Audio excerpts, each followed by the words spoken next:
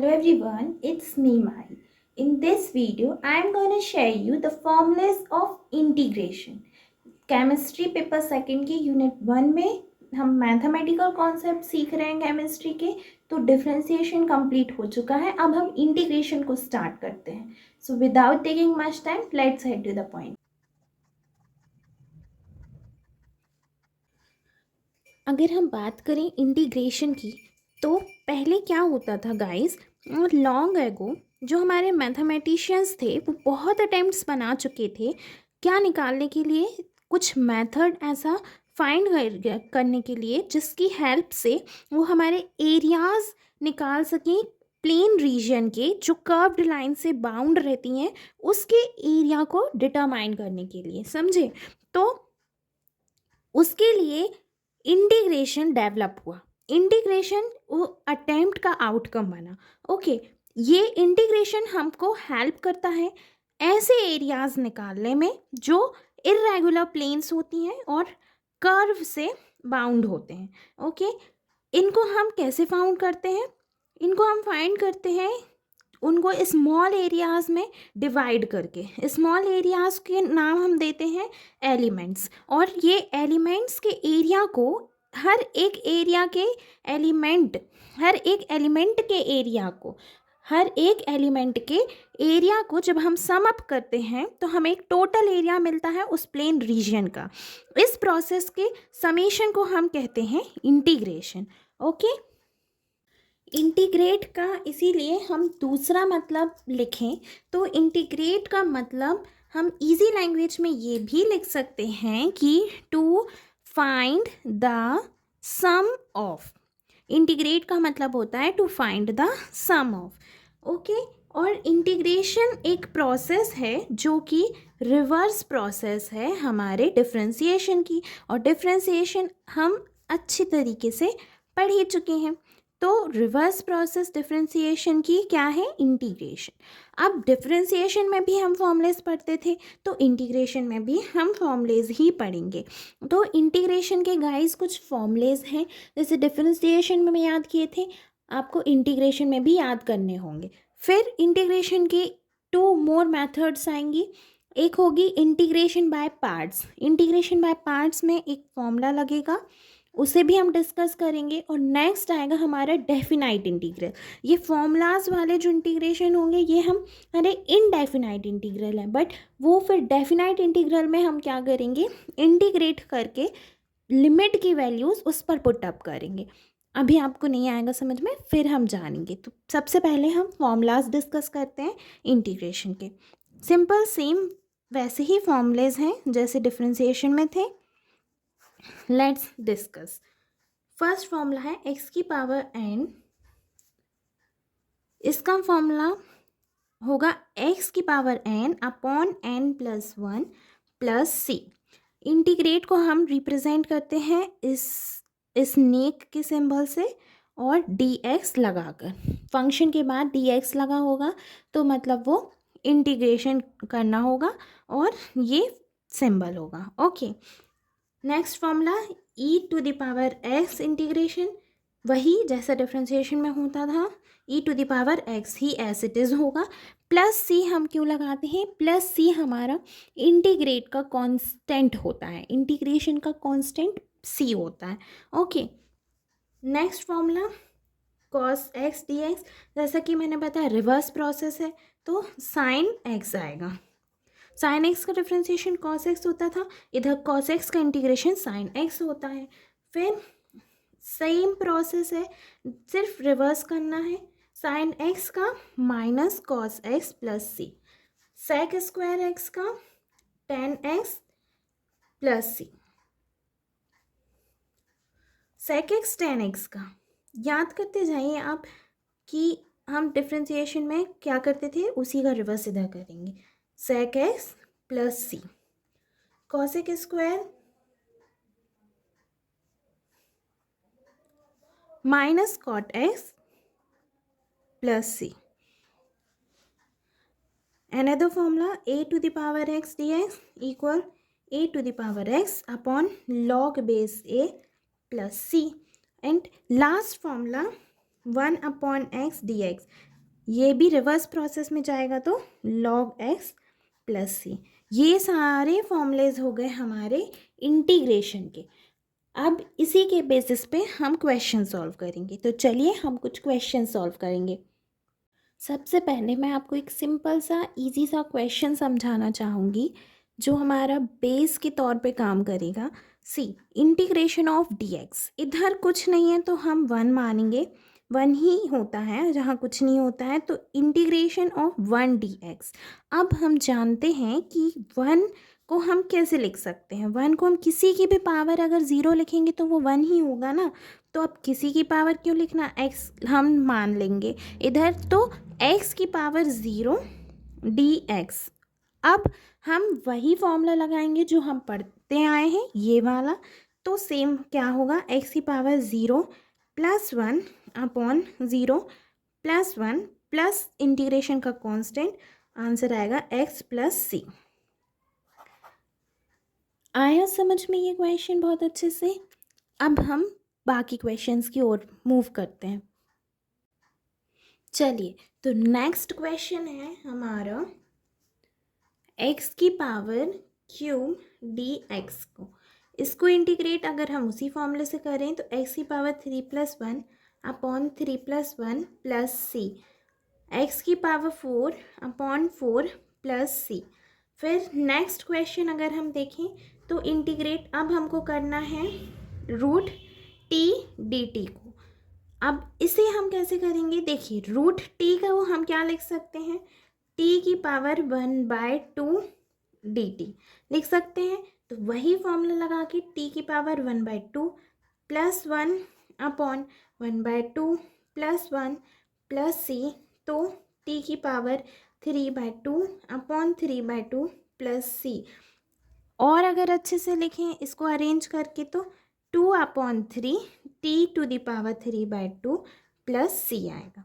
Okay, अब another question अगर हम करें तो अब ऑपरेशन के बेस पे करेंगे। ऑपरेशन के बेस पे कैसे होगा, 1 प्लस ई की power x plus 1/x² plus x² dx। हम डिफ्रेंशिएशन में क्या करते थे, चेन फॉर्मूले से एक फंक्शन को डिफ्रेंशिएट करते थे। तो इधर भी इंटीग्रेट वैसे ही करेंगे, चेन फॉर्मूले से एक एक को इंटीग्रेट करेंगे। अगर एक एक को इंटीग्रेट करें तो पहले 1 को इंटीग्रेट करेंगे, फिर e⁻x को इंटीग्रेट करेंगे, फिर 1/x² को इंटीग्रेट करेंगे, फिर x² को इंटीग्रेट करेंगे। तो x को इंटीग्रेट करने पे x आएगा, e को इंटीग्रेट करने पे e⁻x आएगा, और 1/x² को इंटीग्रेट करने पे x⁻⁻² प्लस 1/-2 प्लस 1 आएगा, प्लस x² को इंटीग्रेट करने पे x² प्लस 1/2 प्लस 1 प्लस सी आएगा। ओके, तो इन दोनों को हम फर्दर सॉल्व करेंगे तो हमारा x plus e⁻x minus x⁻⁻1 plus x⁻³ plus C, और अगर -1 को हम 1/x लिख दें तो ये हमारा पूरा आंसर हो जाएगा। ओके, तो आई होप आपको ये 4 क्वेश्चंस अच्छे से समझ आए होंगे। Now moving to the further. अब अगर इजी से हम ये 2 क्वेश्चन और इंटीग्रेट करें तो 3x² dx को इंटीग्रेट हम कैसे करेंगे। सी गाइस, 3 हमारा कांस्टेंट है तो 3 इस नेक के बाहर आएगा, और x² को हम इंटीग्रेट करेंगे तो 3 वैसे ही रहेगा, और x की पावर 2 प्लस 1/2 प्लस 1 प्लस सी इसका इंटीग्रेशन होगा तो 3x³ प्लस सी होगा, और 3 कैंसिल होकर x³ प्लस सी हमारा आंसर बन जाएगा। ओके, अब अनदर क्वेश्चन अगर हम देखें तो इधर पे भी कांस्टेंट हम बाहर निकालेंगे 2/7, और उसको वैसा ही लिख देंगे x की पावर 5/2। अब प्लस 1 इधर होगा अपॉन -5/2 प्लस 1 इधर होगा। ओके, तो -4 upon 21 x to the power -3/2 plus C हमारा आंसर बन जाएगा। अब हम इंटीग्रेट करेंगे सम और डिफरेंस के दो फंक्शन को। दो फंक्शन जिनका सम या डिफरेंस निकालना होगा उनको कैसे इंटीग्रेट करते हैं आइए देखिए।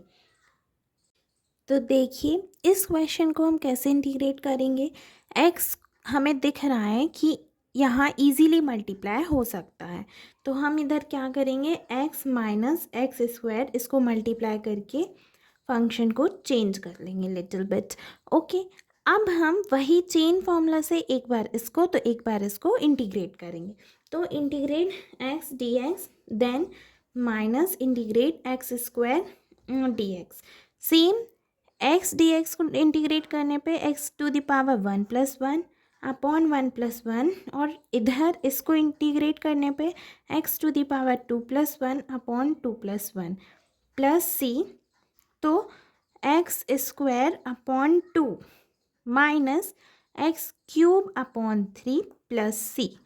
ये देखिए इजीली हमने कितने अच्छे से इसको इंटीग्रेट कर दिया। अब एक और क्वेश्चन ले लेते हैं थोड़ी बड़ा सा जिसमें प्लस माइनस दोनों होगा। ओके,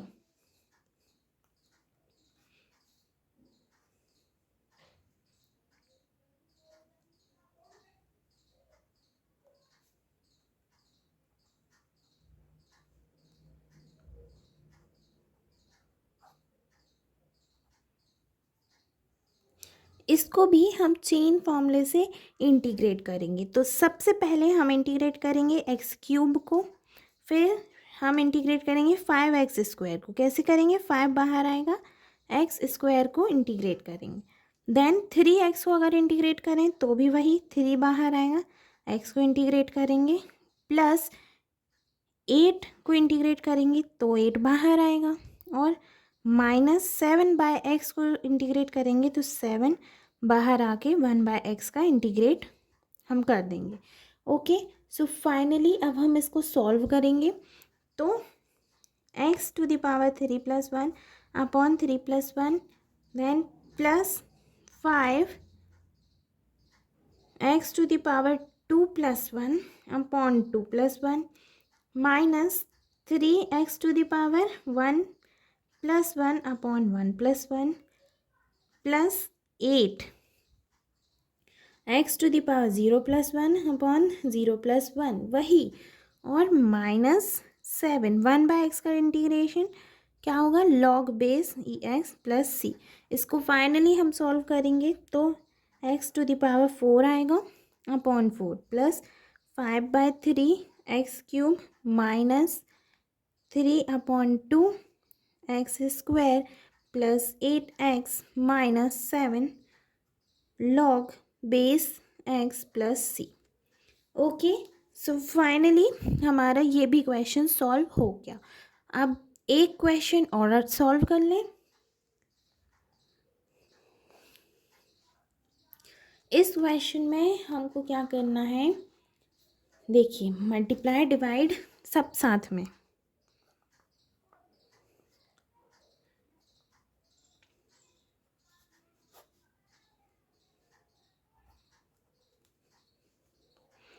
वही चेन फॉर्मूले से अगर हम करें तो पहले इंटीग्रेट हम करेंगे 4x³ dx को, फिर इंटीग्रेट करेंगे हम 3x को, फिर इंटीग्रेट करेंगे हम 2 को। ओके, तो 4x square upon x cube को अगर हम इंटीग्रेट करें तो 4 आएगा बाहर, x की पावर 1 -1 dx प्लस 3 आएगा बाहर, x की पावर -2 dx प्लस 2 आएगा बाहर, और x की power -3 dx। Okay, upon x cube है ये आप ध्यान रखिए, तो मैंने सॉल्व किया है एक्स की पावर -2 एक्स की power -3। Okay, then 4 x to the power -1 का इंटीग्रेशन क्या होगा, log x plus -3/x plus -1 upon x square plus C, और 4 log x minus 3/x minus 1/x² plus C. ये हमारा इस क्वेश्चन का आंसर होगा। सो आई होप आपको ये क्वेश्चंस अच्छी तरीके से समझ आ गए होंगे। अब हम बढ़ेंगे ट्रिगोनोमेट्रिक फंक्शंस की ओर। उनको कैसे इंटीग्रेट करते हैं आइए देखिए। अब हम ट्रिगोनोमेट्रिक फंक्शंस को अगर इंटीग्रेट करें तो फर्स्ट क्वेश्चन इसको हम कैसे करेंगे, 3 को बाहर निकालेंगे। अब तक तो आप अच्छे से समझ गए होंगे। cos x का इंटीग्रेट कर देंगे तो cos x का इंटीग्रेट sin x होता है और प्लस c लगाना नहीं भूलेंगे। तो ये क्या आएगा हमारा आंसर। अब सेकेंड क्वेश्चन अगर हम देखें तो इधर इंटीग्रेट करना है हमको 1 + x 2 sin x का।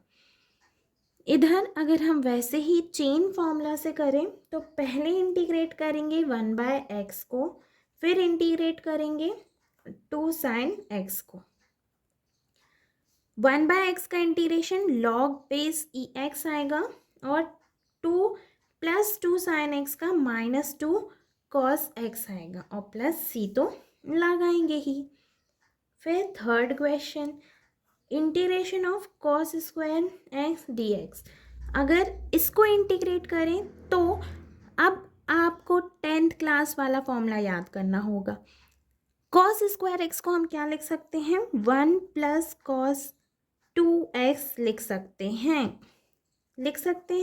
ये फॉर्मूला था, जिसको नहीं मालूम है वो जान लें कि cos² x को हम 1 + cos 2x लिख सकते हैं। अब सिंपल वैसे ही चेन फॉर्मूले से हम इंटीग्रेट कर देंगे तो integration of dx plus integration of cos 2x dx। Integrate अगर इधर करेंगे तो x आएगा प्लस sin 2x, कांस्टेंट 2 है तो नीचे भी आएगा, प्लस c। ये आंसर हो जाएगा। Now fourth question